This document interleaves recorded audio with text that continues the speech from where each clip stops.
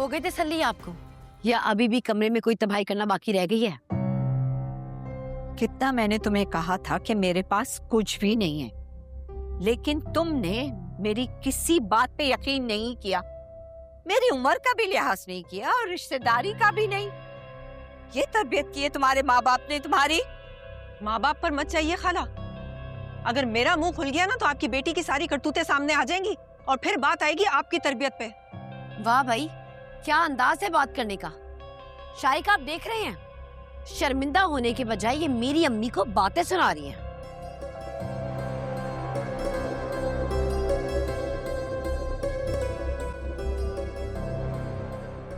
माफी मांगे खाला से। आपको मेरी बीवी पे शक था ना, बल्कि यकीन था कि उसने मारिया का जेवर चुराकर खाला के पास रखवाया होगा। ले लिया आपने तलाशी, मिला आपको सेट? नहीं ना? तो अब आप माफी मांगे खाला से। भाई ना बढ़ाएं बात को, खत्म करें मामला। बात तो अब एक ही सूरत में खत्म होगी, जब ये हाथ जोड़कर माफी मांगेगी खाला से और मेरी बीवी से।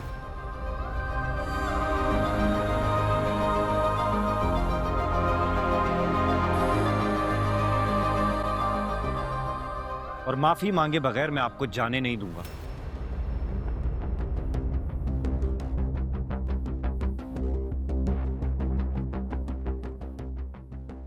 सॉरी। नहीं, सॉरी से क्या होगा? आपको बाकायदा हाथ जोड़कर कहना होगा कि जो कुछ भी हुआ गलत हुआ और मैं माफी मांगती हूं। जो कुछ हुआ वो गलत फहमी में हुआ था। खुदा के लिए आप इन पिक्चर्स को डिलीट करें। पिक्चर तो डिलीट नहीं होने वाली। अच्छा है ना, जब शादी पे मिलना मिलाना होगा तो खुद ही सबको जवाब देती फिरेंगी। आखिर उनको पता लगे कि बिलाल की बीवी पर उंगली उठाने का क्या नुकसान होता है।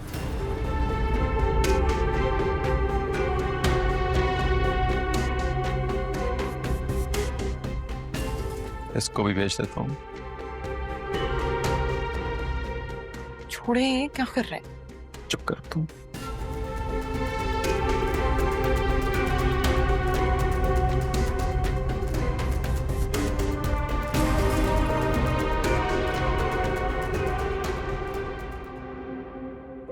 आंटी भी मेरे साथ ही थी। अम्मी तुम्हारे साथ है? क्यों? आंटी की तबीयत बहुत ज्यादा खराब थी।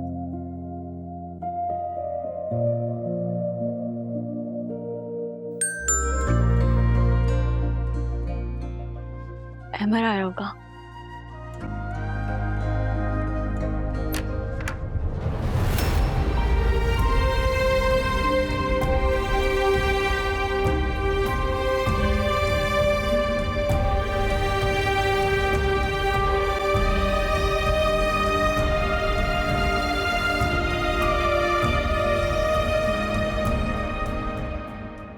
आप लोग ऐसे अचानक आ गए, सब खैरियत है ना? आप ठीक हैं?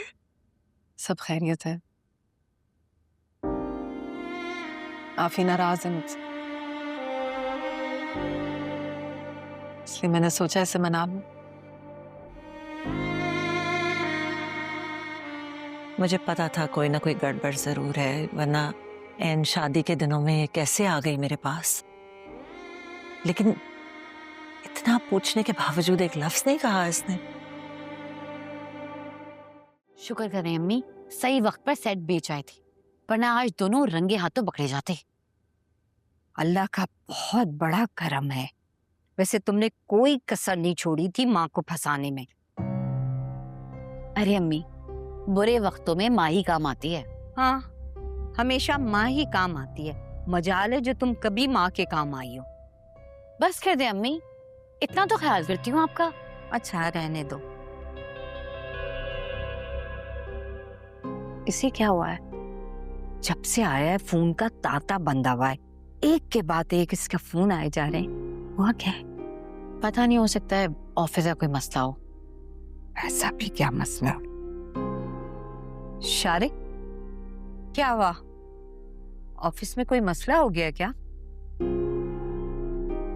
खाला, ऑफिस में कुछ नहीं हुआ, बल्कि पूरे खानदान में भूचाल आ गया। क्या हुआ? खैरियत है? कमीनगी में तो बिलाल ने मुझे भी मात दे दी है। ऐसे मौके पे तस्वीरें खानदान में फैलाई हैं कि दाद देने को दिल चाह रहा है, बल्कि मेरा तो दिल चाह रहा है कि उसे गले लगा लूं। अरे वाह शारिक, ये तो कमाल ही हो गया। वैसे कितने गुस्से और तमतमे से सादिया मेरे घर में घुसकर आई, और क्या हुआ? उसका सारा गुरूर खाक में मिल गया ना। गुरूर तो खाक होना ही था अम्मी। अब बिला वजह मुझ पर आप पे इल्जाम जो लगाया था, अब देखें पूरे खानदान में रुस्वा हो गई बेचारी। मेरी बीवी तुम्हारी कुछ नहीं लगती क्या? नहीं लगती मेरी कुछ। मेरा कोई ताल्लुक, कोई वास्ता नहीं है उससे। बिलाल भाई, बकवास बंद करो अपनी।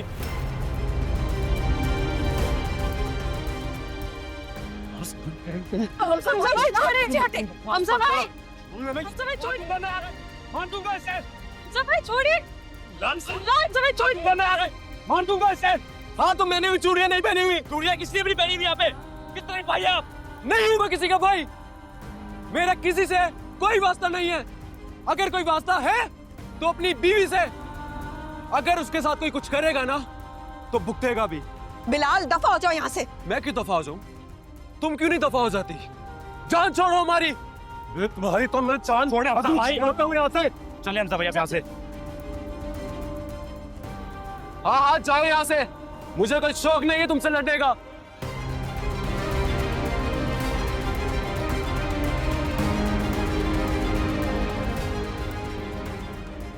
जितनी बेइज्जती मैंने इसकी कर दी है ना, अगली बार कुछ करने से पहले 1000 बार सोचेगा।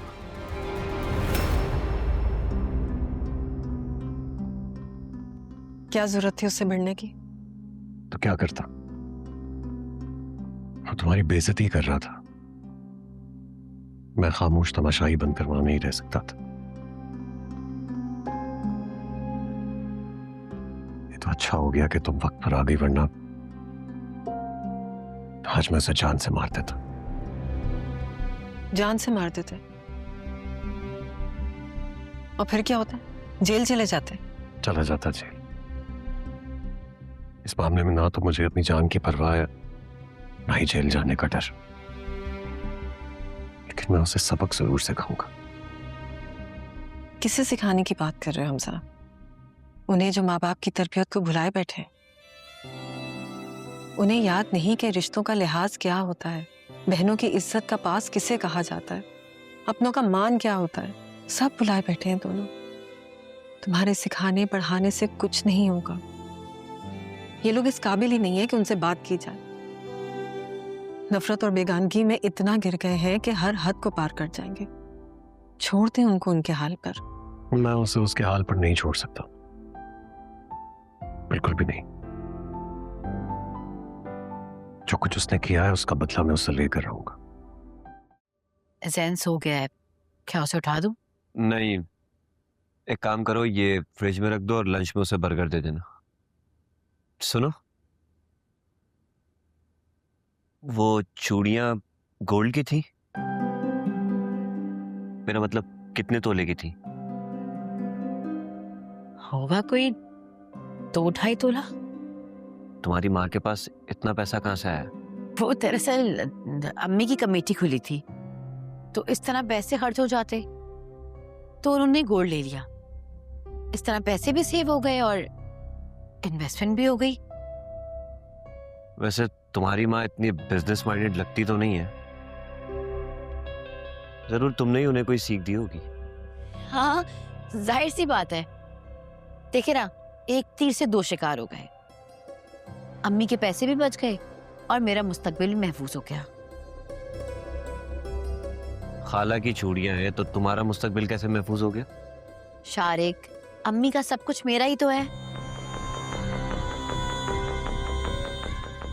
चलो शुक्र है, जिंदगी में कोई तो ढंग का काम किया तुमने।